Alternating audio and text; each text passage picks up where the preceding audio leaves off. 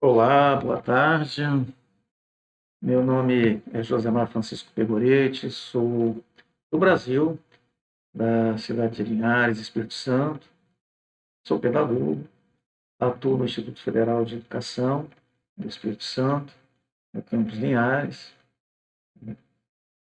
Atualmente realizamos o processo de doutorado na Universidade Federal de São Carlos. Sou orientando da professora Sandra, a quem mando um abraço. Esse trabalho, que foi selecionado, que vamos aqui apresentar um breve resumo, estava sendo construído antes do processo de doutorado, e assim, com muita satisfação, o estudo que propõe a análise do ensino e da aprendizagem a partir do estudo do espaço do tempo curricular, considerando o debate sobre o tempo pedagógico e a importância do planejamento de ensino a partir da redução de 4 anos para 3 anos nos cursos técnicos de ensino médio integrado no Instituto Federal de Educação, aprovado, na nona Jornada Virtual Internacional em Pesquisa Científica, Educação, Cultura e Instituições, dentro do EP1, e Educação, Sociedade e Cultura. Esse tema, ele parte primeiro de uma visão etnográfica nossa, da nossa observação enquanto pedagogo, a partir da observação das nuances de mudança do currículo de 4 para 3 anos.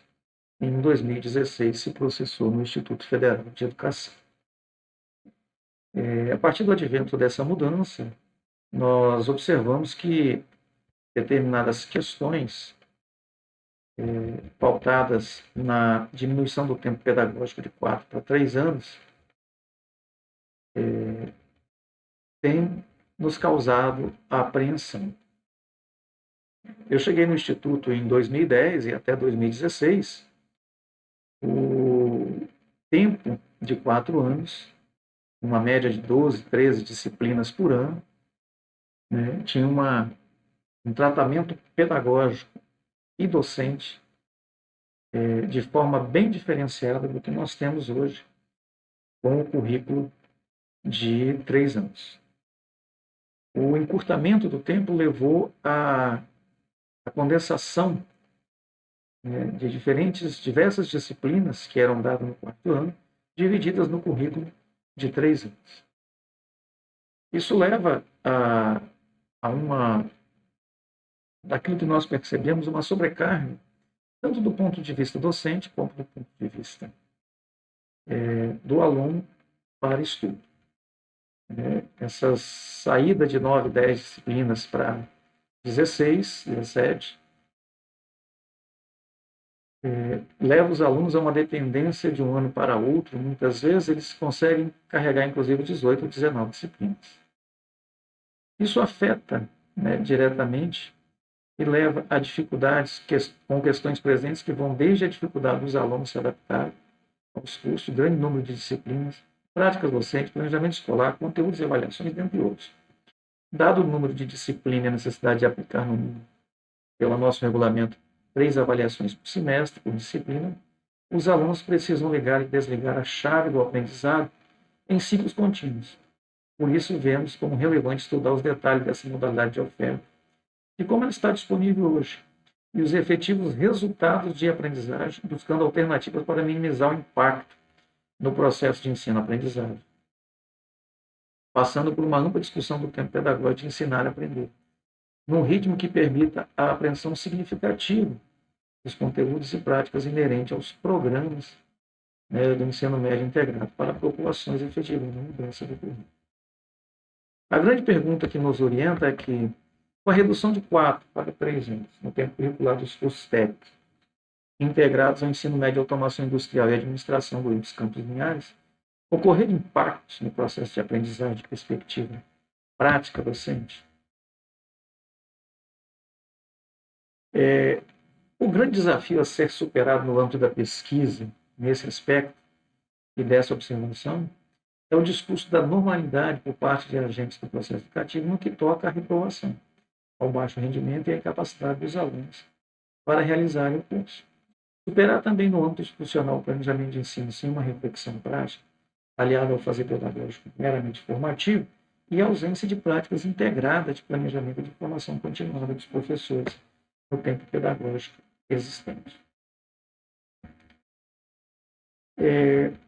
Na fala de alguns autores, né, a dimensão do tempo, né, o tempo, na fala de Halfman, né, Stephen Halfman, significa que não pode haver diferença importante entre ir para frente e ir para trás no tempo imaginário. Quando se olha para o tempo real, há uma grande diferença entre essas direções, como todo mundo sabe. Por que nos lembramos do passado, mas não do futuro? É a pergunta que é feita. O físico retrata a possibilidade direcional do espaço, em suas múltiplas possibilidades. Na dimensão temporal, reposta-se a possibilidade do tempo real, de termos referências e memórias do passado, mas nunca do futuro. Na expressão do autor, por que nos lembramos do passado, mas não do futuro? Na seara do tempo pedagógico escolar, podemos nos referenciar nas ações do passado para realizar ações visando o futuro do tempo pedagógico, tendo em vista que ainda não vivemos o dele. Brito considera que o tempo é abordado sob dois aspectos, o tempo físico e o tempo psicológico. O tempo físico nós passamos de 4 para 3 anos, e o tempo psicológico dentro do tempo físico, ele acaba sofrendo uma pressão histórico-cultural. E isso faz com que a professora Valones referencie o tempo escolar pedagógico a partir do tempo da escola, é chamado de tempo disciplinar, que é o tempo que se vive nessa instituição. Nesse aspecto, assim, nós pensamos na seguinte possibilidade daquilo que nós vimos. O aluno, hoje, ele com 17 disciplinas, ele tem um número muito grande de disciplinas a serem estudadas, conteúdos, provas, avaliações, recuperações. E isso faz com que a apreensão do conteúdo ela seja prejudicada. Não há tempo de reflexão, de maturação. No aspecto de vigor, nós estamos pulando uma etapa da fase de desenvolvimento da zona proximal. Nós temos o que nós sabemos e onde nós precisamos chegar. Com o encurtamento do tempo pedagógico, nós não temos esse meio que estabelece a passagem do que eu sei para o que eu preciso saber. Na maioria das vezes isso é pulado, ou seja, eu saio de um conteúdo para a aplicação de uma avaliação. Eu não tenho esse intermédio, esse intermediário em que o aluno possa testar e se reavaliar antes do processo oficial de avaliação. Nesse aspecto, nós temos um tempo corrido. E esse tempo corrido, ele leva a uma produção que nós poderíamos se assemelhar ao tempo moderno de Chaplin. Os alunos estão numa esteira do currículo que necessita passar à sua frente matemática, física, química, português, história, e ele tem que ir apertando e desapertando esse parafuso neurocerebral para dar conta dos conteúdos. É como se o cérebro fosse uma máquina que precisa desligar da química para começar a física, desligar da física para começar a história, desligar a história para começar a geografia. E isso num tempo em que, se nós imaginarmos 4 copos de água cheios, nós tiramos um copo e tentamos colocar essa água que estava no copo nesses outros 3 copos. Ela transborda em todos os 3. Ou seja, esse é o aprendizado que está sendo deixado de ser apreendido.